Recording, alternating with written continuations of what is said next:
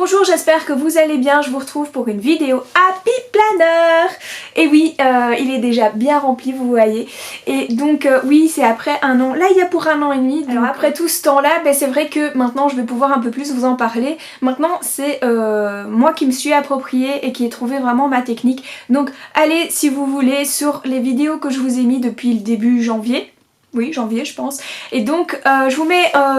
deux petits i là à chaque fois que je veux vous parler d'une vidéo. La première vidéo c'était vraiment le questionnement comment j'allais utiliser ce Happy Planner, parce que oui, un Happy Planner reste un calendrier, un agenda, enfin ce que vous voulez, mais c'est un outil quand même un peu plus spécialisé. Et donc moi je m'étais dit cet Happy Planner là c'est que pour mon scrap. Et comment développer les choses.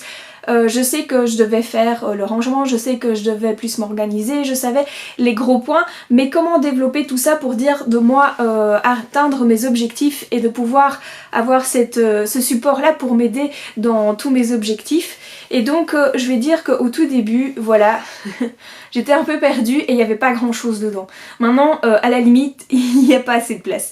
Donc voilà, c'est vraiment pour vous dire que j'ai fait les choses au fur et à mesure. Et donc la première vidéo, elle a été vraiment pour ce questionnement là, comment j'allais mettre la mise en page pour pas que ça me mette trop longtemps, est-ce que ça allait être vertical ou horizontal que j'allais utiliser ces colonnes, voilà.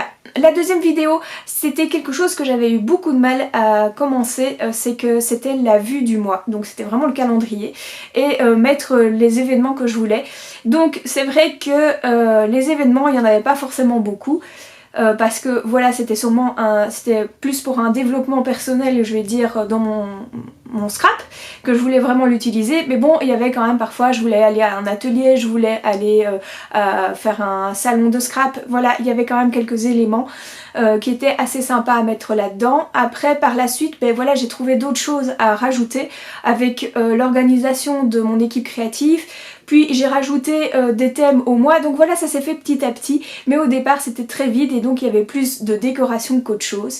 Et donc cette deuxième vidéo m'a fait prendre conscience, parce que maintenant je vais revoir quand même mes vidéos et voir un petit peu qu'est-ce que j'ai pu faire aussi et qu'est-ce que je vais devoir retravailler là-dedans, qu'est-ce que je n'utilise pas. Donc voilà, cette vidéo là est assez sympa. La troisième par contre, c'était un peu le flop et je vous ai fait 1 ou 2 semaines pour vraiment remplir, pour vous montrer ce que j'avais dedans. Et là c'était pareil, parce que au fait le problème c'est que quand vous vous mettez des objectifs, vous avez vraiment le grand résumé avec à la limite qu'un seul mot, rangement. Et puis oui, dans le rangement qu'est-ce que je peux faire? Je peux ranger mes crayons, je peux aussi trier les papiers, mes chutes de papier. C'est vraiment ça, c'était vraiment développé plus en profondeur, et ça j'étais pas habituée. Et du coup maintenant à la limite, c'est ce que je disais, je manque de place parce que je détaille beaucoup.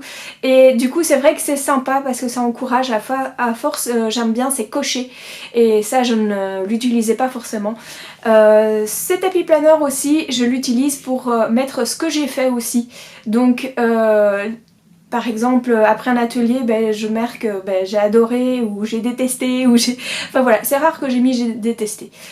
La troisième vidéo était plus sur le fait de vraiment mettre une limite pour cette organisation là, parce que sinon on peut passer des heures à s'organiser, mais au fait c'est plus la procrastination que vraiment scraper et de s'organiser pour dire de moi scraper plus. Donc voilà, ici je m'étais mis quand même ce challenge de rester à 15 minutes parce que sinon j'étais sûre aussi de pas utiliser cet Happy Planner non plus. Dans cette vidéo là aussi je vous ai parlé de bien choisir son matériel, donc n'achetez pas forcément énormément de blocs de stickers parce que au fait par la suite j'en utilise vraiment moins et je prends les trucs les plus basiques. Donc voilà, je crois qu'il faut tester quelques blocs quand même. J'ai fait des mois aussi avec seulement qu'un seul bloc. Et voilà, et en rajoutant des petites étiquettes assez basiques. Voilà, j'ai testé ça et puis je me suis dit c'est pas encore trop mon style, et du coup je me forçais à utiliser certains stickers. Maintenant il faut savoir que dans les blocs vous avez toujours au moins une page ou deux de stickers qui ne vous conviennent pas forcément ou qui n'est pas votre style. Mais bon voilà, il faut les utiliser quand même, c'est aussi le challenge de pouvoir l'adapter à votre style aussi. Alors ce qui était sympa, c'était les 5 conseils, donc voilà pour vraiment démarrer, qu'est-ce qu'il vous faut pour dire je vais y arriver, je vais acheter ce Happy Planner mais je vais surtout l'utiliser. Et la dernière fois que je vous ai parlé de mon Happy Planner, c'était dans le marathon scrap. Parce que voilà, après un certain moment que je n'ai plus scrappé, c'est vrai que il y avait des cases vides dans mon Happy Planner parce que oui, j'allais pas remplir pour dire de remplir et après pas le faire. Donc voilà, il fallait pas gâcher non plus de stickers. Donc du coup, je vous ai montré vraiment une semaine pour dire de me remettre en route et de savoir par quoi je vais commencer et pas tout d'un coup et être débordée. Alors les pages que je n'ai pas utilisées, moi je les garde pour des thèmes. Donc ça veut dire qu'il y a des thèmes que j'ai envie de développer, comme par exemple plein d'idées de vidéos. Donc j'ai une page entière avec que des petites étiquettes en disant ce thème là, rangement, je sais que je vais vous montrer mes vidéos de rangement, de ma scrap room en plusieurs parties. Parce que sinon ça fait trop long. Mais voilà, c'est vraiment pour déjà voir, je crois que j'ai franchement un an d'idées de vidéos. Donc voilà. Mais sinon, voilà, quand j'ai un rangement, un rangement, je prends toujours rangement comme exemple, il n'y a pas que les rangements, il y a parfois les ancrages aussi, je me dis tiens j'ai ça comme idée, je dois tester ça comme ancrage. Donc vous voyez que même si vous n'utilisez pas votre Happy Planner ne fût-ce qu'une semaine ou deux parce que vous êtes en vacances, voilà, vous l'utilisez autrement pour plutôt développer vos idées et vous assurer carrément les numéros de la semaine et voilà. Donc je trouve que cet Happy Planner est assez sympa pour être utilisé. Maintenant, avant je n'utilisais pas non plus, c'était la première page. Avant l'intercaleur vous avez toujours une première page et d'ailleurs je sais même plus vous dire ce qu'il y a dessus parce que moi je mets toujours des étiquettes et là je mets mes objectifs, les 3 moments que j'aime bien sur le mois. Il y a aussi un petit calendrier que là je fluote pour savoir déjà sur 3 mois si j'ai soit un atelier ou soit un salon scrap. Donc voilà, quand j'ai des événements comme ça j'aime bien les fluoter et savoir déjà sur 3 mois. Je l'avais aussi utilisé comme tracker, mais les trackers ça je n'utilise pas, donc voilà, il faut tester. Donc maintenant je vais vous parler vraiment de cette façon qui a tellement évolué que maintenant au fait je fais la décoration de tout mon mois, un truc que je ne pigeais pas quand j'ai commencé en me disant mais comment elles arrivent à déjà prévoir à l'avance leur décoration vu qu'après elles savent pas ce qui va arriver sur le moment. Alors voilà, il faut rester soft dans votre décoration pour dire de remplir, voilà, il faut mettre des étiquettes. Moi j'aime bien les étiquettes, je mettrai partout parce que ça délimite bien et ça met en valeur certains thèmes et après vous développez dans les autres. Donc voilà, il faut savoir bien ce que vous devez mettre dans vos cases et après par habitude vous savez ce qui va être développé dans les cases. Ah là là, je sais même pas si je suis très compréhensible parce que voilà, c'est moi qui l'utilise donc pour moi ça me paraît tout à fait logique. C'est parti pour l'organisation du mois de novembre. Ici je mets déjà quelques petites étiquettes pour les événements à venir, mais à chaque fois je vais revenir quand même dans mes objectifs et les habitudes que j'ai envie pour ce mois-ci. Donc le premier événement qui est daté c'est le 7 novembre et c'est pour faire le live dans le groupe Facebook La Gazette des Scrapeuses qui est à 21 h. Et puis le deuxième événement c'est le 10 novembre, donc le dimanche je serai là pour faire des démonstrations à Escale Scrap avec Créatelier Caracol. Alors je vais mettre quelques décorations au fur et à mesure quand même pour voir la place qui me reste. Mais la fonction première c'est vraiment mettre ce que j'ai besoin. Donc les petites lignes que vous voyez elles vont pas être remplies parce que c'est les thèmes sur le blog de la DT de Créatelier Caracol, donc c'est ma DT.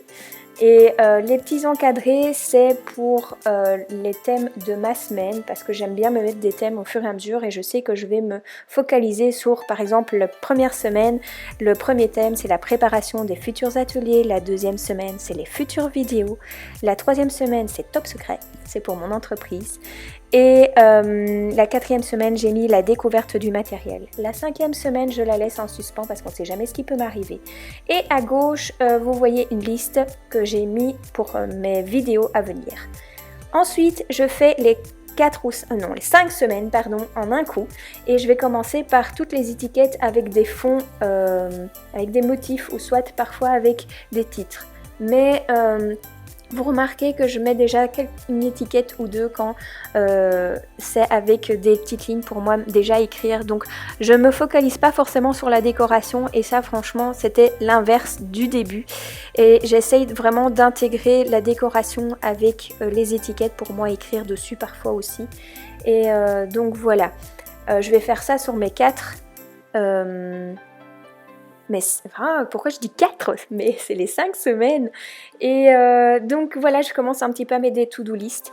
Donc ça c'est la prochaine étape, c'est les petites to-do list et aussi de mettre des encadrés pour dire de mettre des titres. Donc moi franchement je fonctionne avec 5-6 blocs. Donc ça peut paraître beaucoup, mais bon en même temps je crois que ça fait déjà le 3 ou 4e mois que je fais avec. J'utilise vraiment maintenant plus que des Mambi, donc ça veut dire cette marque est vraiment très qualitative je vais dire, parce qu'au fait vous pouvez décoller et recoller un nombre incalculable de fois sans l'abîmer pour autant et il collera toujours après. Avec d'autres marques j'ai moins cette possibilité là et donc ici tous les blocs que j'utilise j'utilise souvent 2 blocs pour rien que les fonds, 2 blocs qui sont en noir et blanc et qui a des étiquettes et ou les petits trucs à cocher pour les to-do list et un bloc pour les décorations. Et donc voilà, ça fait beaucoup comme ça, j'ai 4-5 blocs que j'utilise tout le temps, mais franchement c'est à la limite pas beaucoup parce que ça se met pour toutes les situations. Donc un cœur peut aller pour toutes les situations et donc le noir et blanc moi j'aime beaucoup. Voilà, ici c'est des étiquettes simplement toutes vides, donc très très simple aussi. Mais vous voyez je le décolle, je le recolle, il n'y a aucun souci avec ces blocs Mambi. Donc voilà, je continue par les to-do list.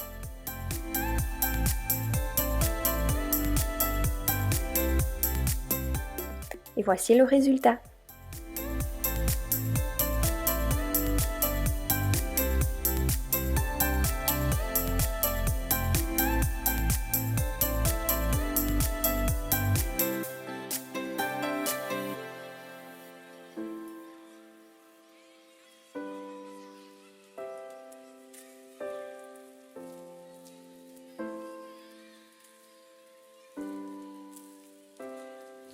Voilà, la vidéo s'achève, j'espère que ça vous a plu. J'ai beaucoup aimé moi aussi de regarder mes anciennes vidéos pour voir l'évolution que j'ai eue avec tout au long de l'année. Donc oui, il n'y a que 11 mois, vous allez me dire, mais j'ai pas attendu les 12 mois passés, donc un an, parce que sinon si je vous ai donné envie, que vous avez envie d'acheter un Happy Planner, bah c'est maintenant qu'il faut le faire, parce que sinon vous aurez peut-être pas forcément le modèle que vous voulez et en même temps c'est vrai que moi c'est ce qui m'est arrivé donc c'est pour ça que je vous le dis mais j'ai pris quand même un autre Happy Planner qui n'était pas celui que j'avais rêvé mais qui était en réduction parce que c'était déjà en 2017 et qu'on était en 2018 donc voilà, ça c'est un petit truc. Bon, j'ai bidouillé pour les dates mais je me suis dit pour un premier Happy Planner que je savais que j'allais pas gayer et que j'allais pas forcément avoir les mêmes résultats que quand on voit sur Pinterest ou sur YouTube ou des choses comme ça que c'est déjà super élaboré, ben voilà, j'ai pas été déçue et je me suis dit ben encore maintenant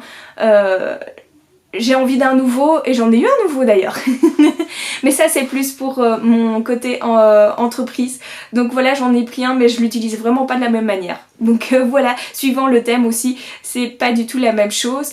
Par contre qu'est-ce que j'allais vous dire? Bah je sais plus, donc je crois que c'est la fin de la vidéo hein.